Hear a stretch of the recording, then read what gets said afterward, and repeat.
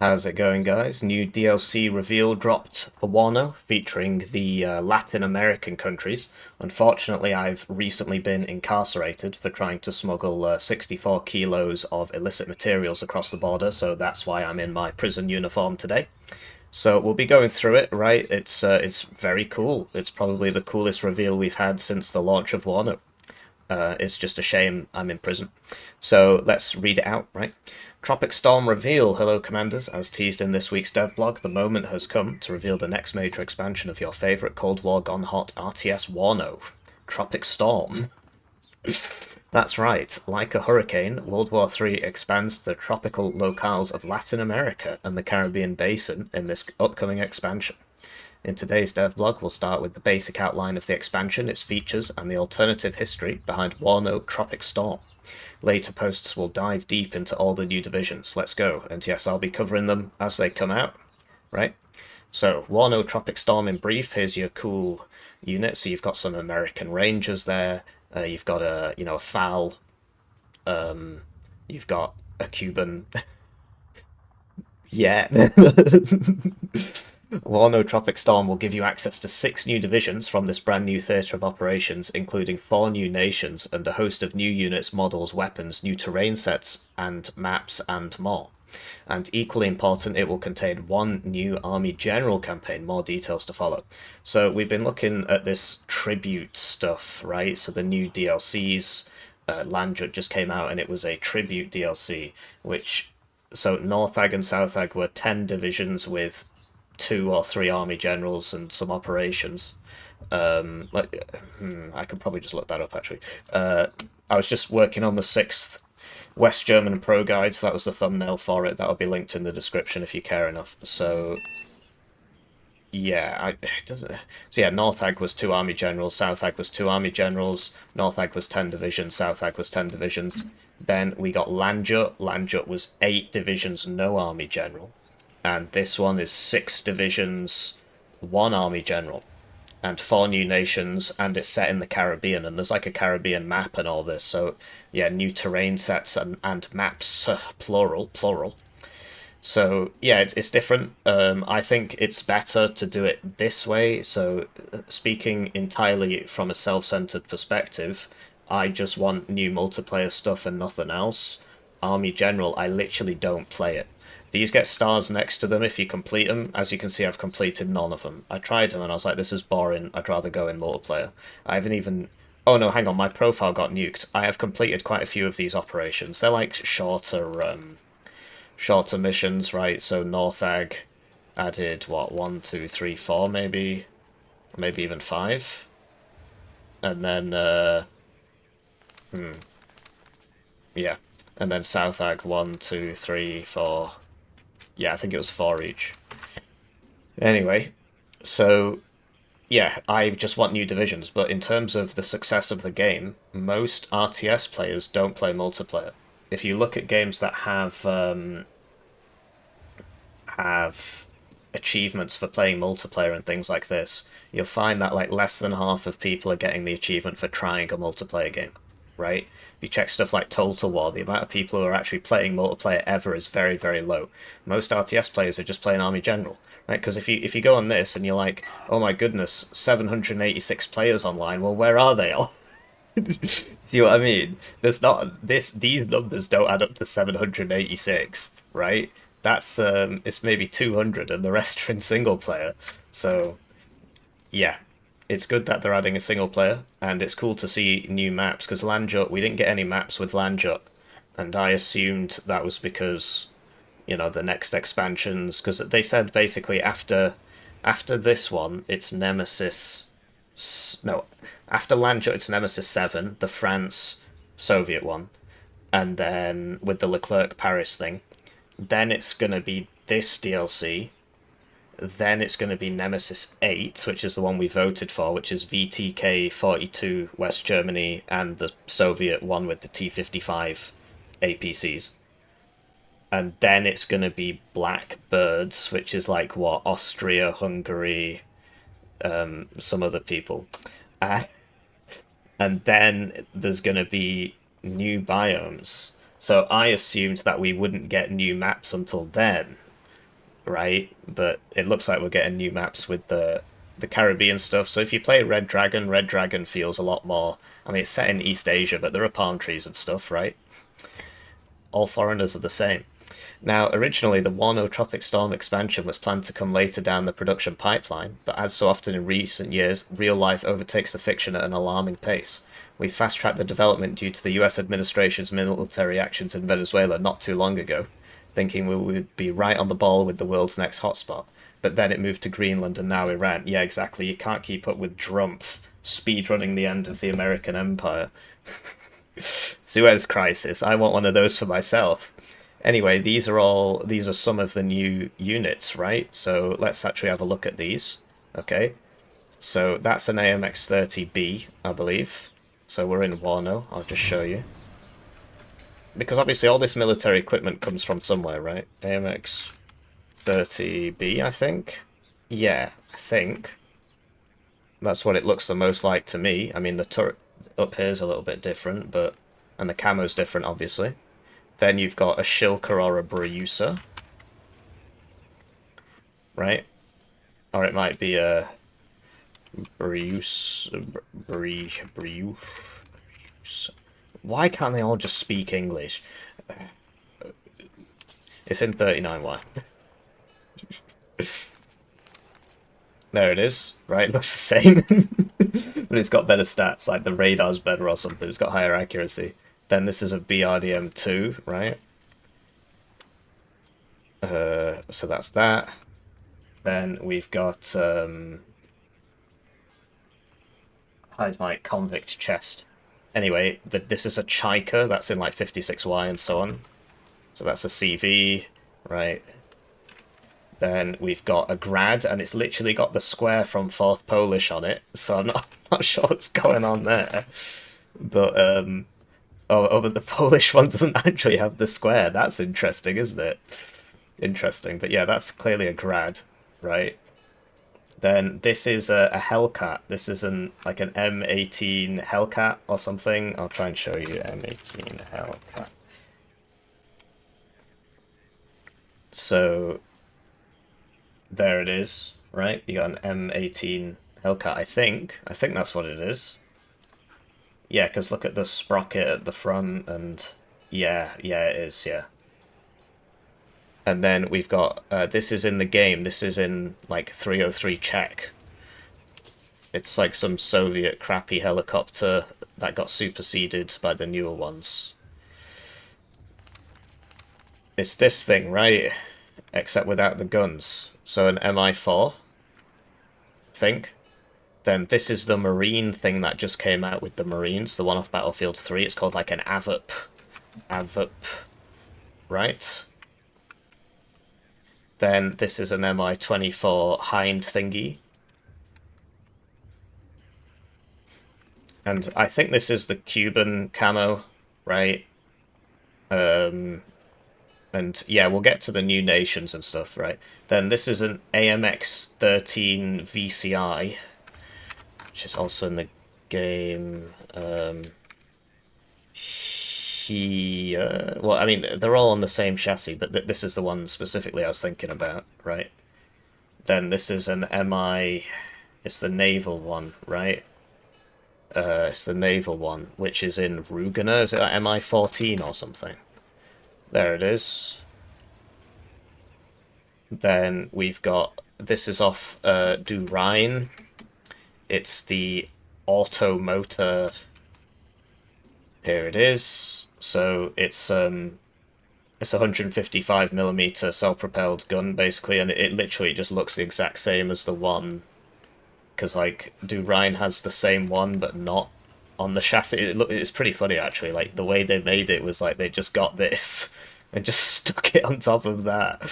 So, like, it's still got the legs at the back and things like that. But, yeah, it's cool, right? And then this is what another Mi-24. Don't have to show you that again, right? Then this is a Mirage of some description, right? It's got that dart look about it. It's probably one of the cheaper ones. So it's a Mirage 3E, right?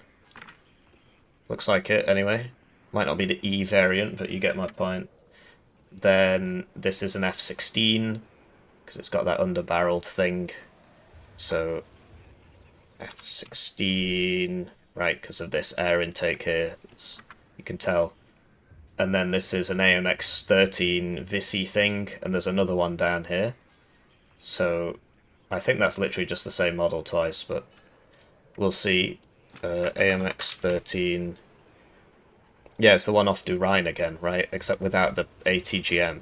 So I guess it's this, right? Off Berlin Command and 152. So, you know, you can pause it and see the stats. This is not very useful, frankly, because it's got bad stealth. Honestly, they should give it mediocre stealth. But if this had mediocre stealth, it would be mega AIDS. It's a shame, really, because it's not like everybody's playing Durine, right? So it would be a nice buff, but... It's like, if you just make a division viable by making it absolutely horrifying to play against, is that balance? It's basically what happened to MBAD, right? Oh, it's viable now because you will suffer. Oh, great. And then this is in these are MiG-29s, right? MiG-29. So yeah, MiG-29 here in its various liveries, right? You can tell that's a MiG-29.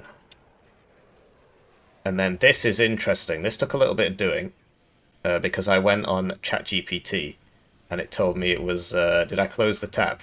No, here it is. It told me it was a Tomcat. Yes, bro, this is a Tomcat. No, it's an AMX. It's an AMX by AMX. The AMX International AMX is a ground attack aircraft. It's time to thank the generous channel joiners, generously joining the channel. They got this video early. They get their names on the screen. They get members exclusive videos. Maybe if there's enough generous channel joiners, I'll be able to afford my very own AMX by AMX. Jointly developed by Brazil and Italy. The AMX is the Ghibli in the Italian Air Force and the A1 in the Brazilian Air Force. The name Ghibli is taken from the anime. So this is how it looks in Red Dragon. I actually opened Red Dragon and got this screenshot beforehand. Are you proud of me? So it's got 30% ECM, and it's slow. And this one drops paveway 2s, so I'm not I don't know about that. But apparently it's from 1989. So it's yeah, look. So it's new by Warno standards. It's new. So hopefully it's like absolutely kitted out, right? But that lets you know, like, I mean, if it's used by Brazil and Italy, well, what do you think one of the nations is going to be if this is there? No points for guessing. Another MiG-29. What is that? Is that an F5? It's that thing that bombs American air bases and gets through the Patriots. Yes, the F5. I called it a trainer jet. But basically, I don't know when you're watching this, but a report recently came out in the American media saying that an Iranian F5 copycat plane just like flew over some air defense and blew up an airbase. And everybody was like, that can't be true. How did that happen? So I was hating on this plane. But it turns out that, you know, Warno RNG happens in real life as well, where your AA just misses. And this is a MiG-23. I can tell from the swept wings. So there it is, right? MiG-23. Swept wing thing. This is a Huey. There's plenty of those in the game. They've just got different names, right? Yeah, Huey, obviously very synonymous with Latin America, flying Hueys over plantations and stuff, you know. Is this... This is another Mirage, right? Did I already point this one out? This is just that, but in different camo. So, you know, one of them's from one country, one's from another, right? This is a truck. Glad that they're always talking about the Logi. I can't remember which truck this is, man. It's just a truck with some... I think it's an M35. It might not be. Yeah, it is, isn't it? Because, look, it's got the thing coming up. Look at the front, 2 wheels at the back, right? And they're double wheels, like in like in the image, and look at the front, and look at this pipe thing, and look at how this comes over, right? Yeah, it's an M35. So we got the truck right. AMX-13, we've been over this. This is another Mirage 3, right? Because, look, they look the same. It's a Mirage 3. This is a Roland 2, or 3, right? Because in this, I assume in real life, well, who knows, right? But obviously, they look the same in game. And this is the one on the French chassis, and this is the one on the German Marder chassis, and it's the Marder chassis, as you can see. They have... The French chassis, for some reason, has more armor than the German chassis. I don't know about that. Because if this is based off a Marder, well then the Marder's got 4 front armor. What is this based off? Who knows? Also, it's further back, which means there's more space for armor, bro. Well, who cares? Then this is the Magister. This is that one that nobody ever uses. You know when I say every AT plane in the game bar 2 will one-shot this tank? This is one of them, because it's got 1910. So, I think it's that. No, it's not. It's not. That's a straight fin, and this is a split fin. Ooh, I wonder what it is. Is it a dragonfly? Dragonfly.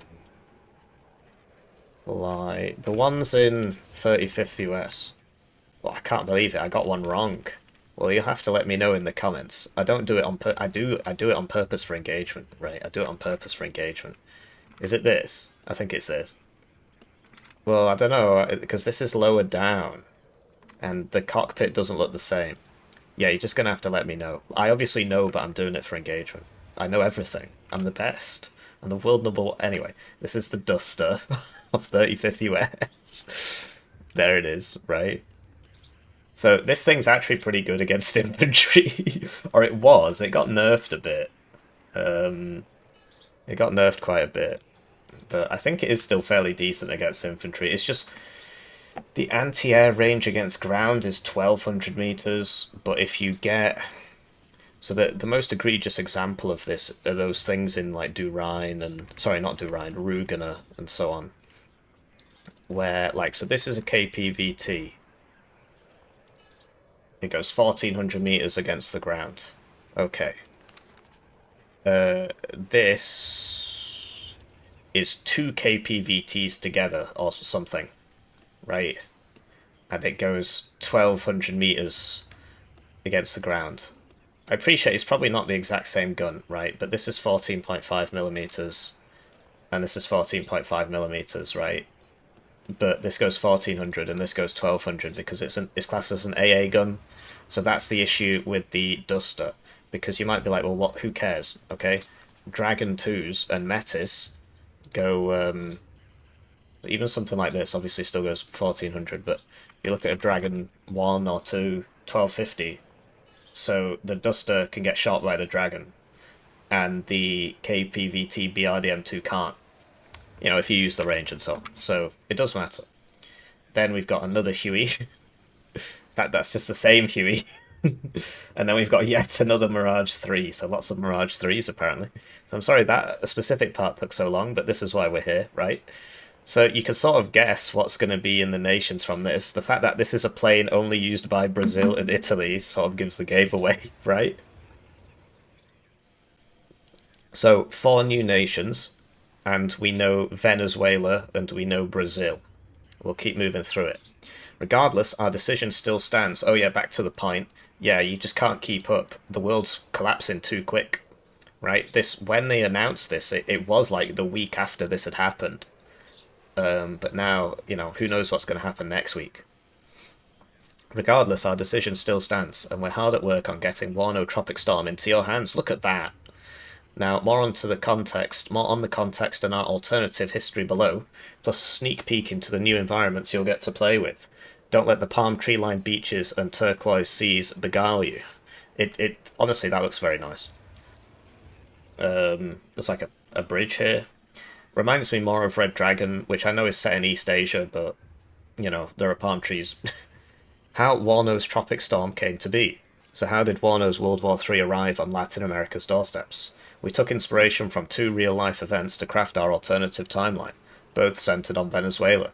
The bloodily crushed riots of February 1989, and the failed coup attempt by Hugo Chavez's MBR 200 revolutionary group in '92. Did he not win? Honestly, I don't know. Obviously, this is the alt history, but my my knowledge of South America is very, very limited. Like, I know, rough, very, very rough things, but I don't know the various, insurgencies and so on. Within Warno's timeline, we first shift to 1987, our major inflection year, which you might remember from the game's opening cinematic, in which Gorbachev is ousted as the leader of the Soviet Union by a Stalinist-inspired troika.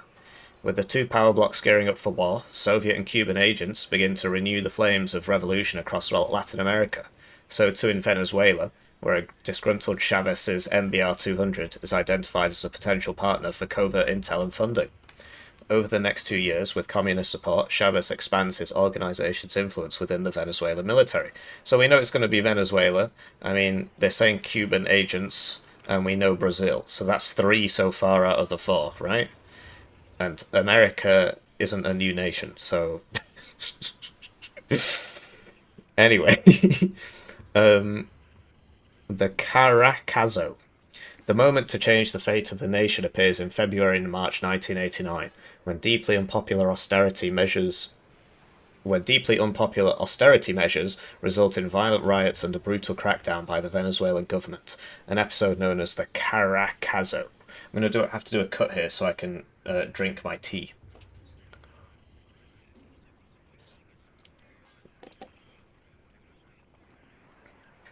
So, yeah, here's a picture of the bad things happening. Within a month, the MBR 200 triggers its well-planned coup. President Perez's plane is shot down by Venezuelan Air Force's Mirage, while key sites and buildings in the capital are seized with minimal blood spilled. A week later, Chavez is sworn in as the new president of Venezuela. A new socialist Bolivarian revolution is at hand. He immediately takes steps to form suspiciously close ties to Castro's Cuba and the Soviet Union. Yet this is what I know about Latin America. Bolivar, right? So basically, got a picture of Latin America here somewhere. Like, Brazil was owned by Portugal, and almost all the rest of it was owned by Spain, right? I can't remember which one Argentina was. I think it was also Spain. But I think Uruguay might have been Portugal, right?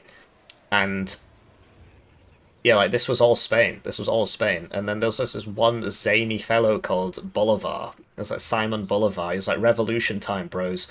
And he just like made all these countries by just moving through and defeating the Spanish garrisons and liberating the countries. It's a shame they didn't, because the plan, I believe the plan was to federate them into like the United States sort of thing. But, the United States of South America, but it didn't happen, and obviously these guys, they really struggle to develop because big superpower over here keeps toppling all their governments and ensuring nobody can rise up to stop them, right? By cooing anybody who gets too big, so it is what it is. I know how it feels. Anyway, so yeah, he immediately takes steps to form suspiciously close ties to Castro's Cuba, right? I mean, this is obviously supposed to be like AI Castro or something, right? So, pretty sure it's going to be Cuba and the Soviet Union.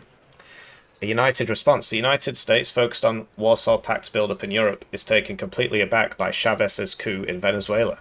While various communist-inspired uprisings and counter-revolutions have wrecked nations in Latin America throughout the 1980s, with Venezuela turning red, a dangerous new strategic conundrum has developed.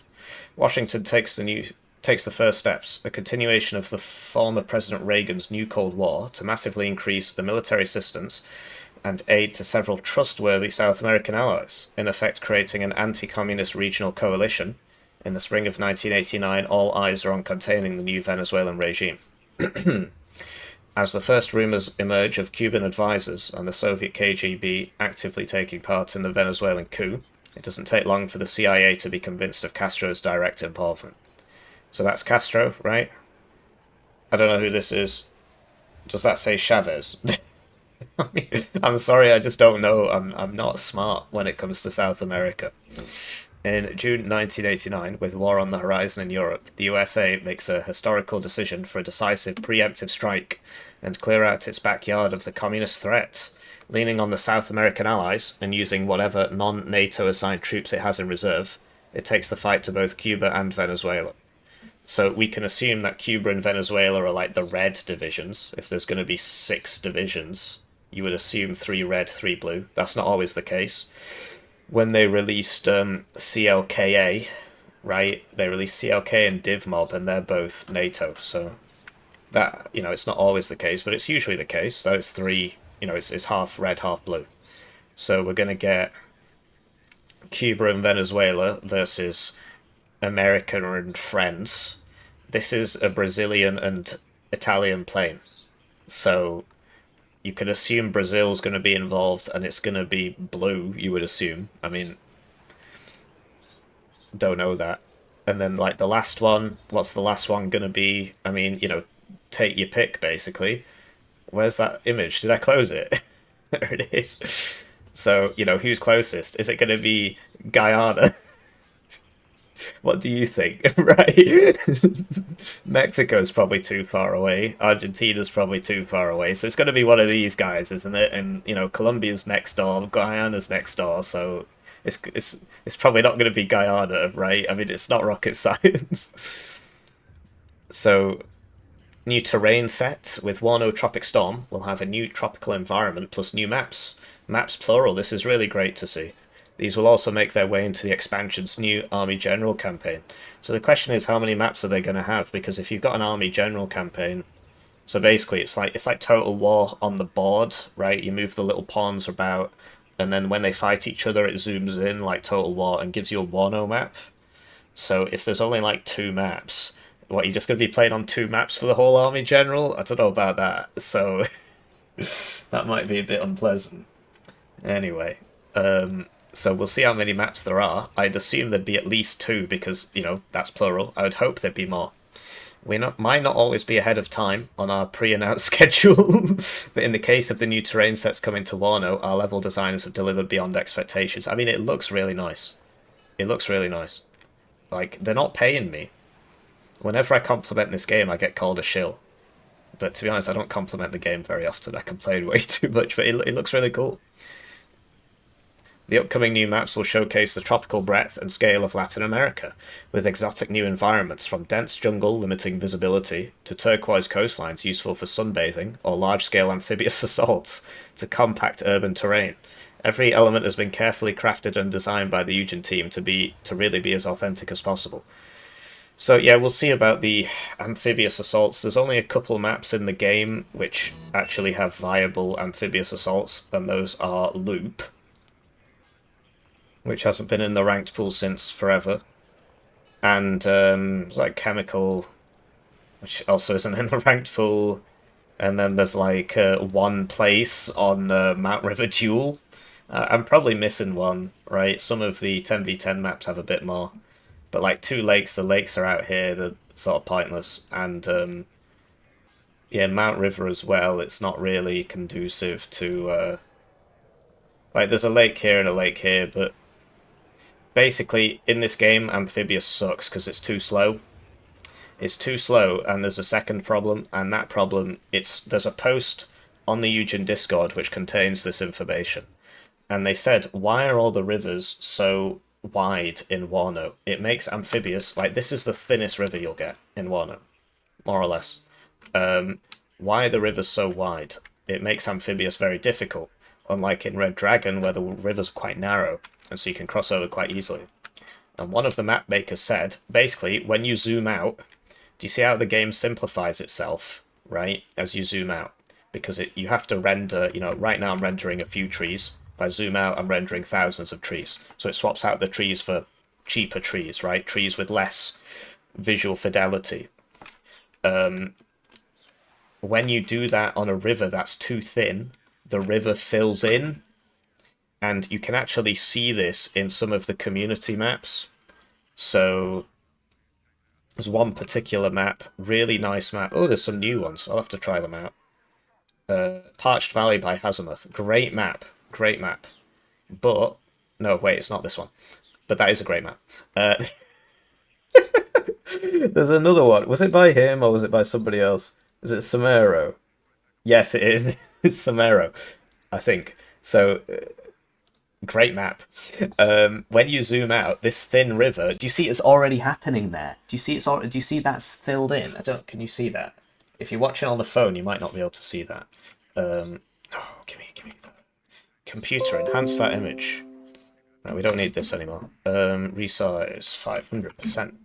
Right, do you see how this is being filled in here? Right? You can't see anything. Get some glasses, mate. It's being filled in. So as you zoom out on a thin river, the game fills it in. And it's really unfortunate. So they, instead of fixing that problem, they just don't have thin rivers in the official maps. And the amphibious speed is like 1/3 of the actual speed. So amphibious, and you're basically just on a big flat field where you're getting shot. So it's very, very hard to make amphibious work in this game. So they can fix it with two ways. One, they can fix this problem where the rivers delete themselves. That's probably the harder one to fix, right? Or they can increase the amphibious speed, because I believe it's a derivative of the actual speed. We can go to waryes.com and look that up. So if you look at the AVUP, right? There it is. And the speed... It doesn't say the amphibious speed. I think it's 1/3 of the actual speed. If they make it like 1/2 of... You know, what? Yeah, I think it's 1/3. If they make it like 2/3 or 1/2 or whatever, it would get a lot better because you'd get across the water faster. Or they could put the thin rivers in, but that's like an engine problem, so that's probably harder to fix. This is like a spreadsheet, so that's easier to fix. So that's how I would fix it, right? Because, yeah, this would be cool. So, yeah, dense jungles, which I assume will work like dense forests. Turquoise coastlines, which I assume will work like, normal coastlines, but it'll look cool.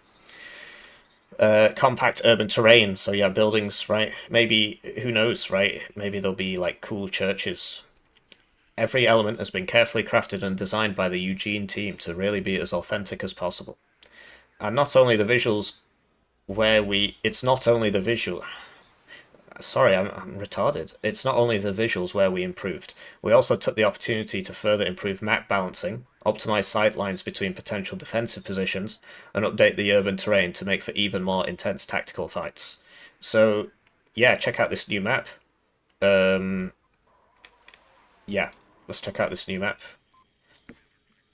So these are probably the towns. I mean, it's really zoomed out. You got some mountains here, and in regards to like the maps getting better, that's pretty obvious just from because obviously the guys making the maps are learning as they make more maps. So the first map in the game was this. It was Death Row. When this game launched 4 years ago into early access, I was there on day one.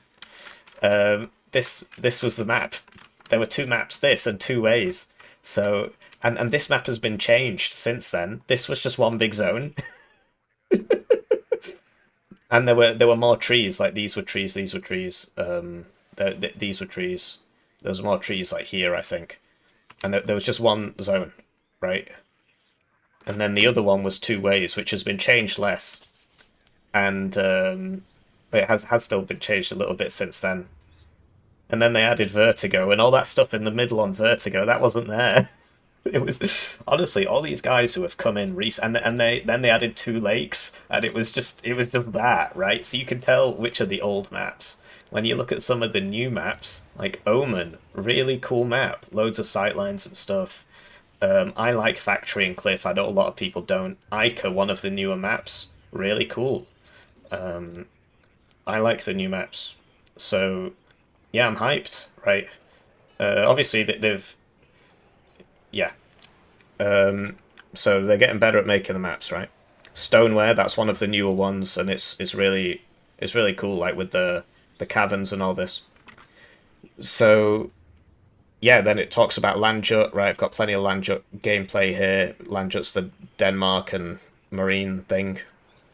and then next week they'll give us the first division, and I'll be there to cover it. So, yeah, I hope you enjoyed this. I'm sorry it took. Well, it didn't actually take that long, and I'm off to go. Do prison things. So I'll see you around.